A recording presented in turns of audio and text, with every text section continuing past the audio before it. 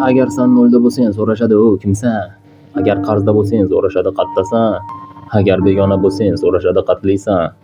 Agar pul topib qolsang so'rashadi qalaysan? Bu zamonda dunyoqarash odamlarda sal xomroq, aldanganini tushuntirishdan aldab ketish osonroq.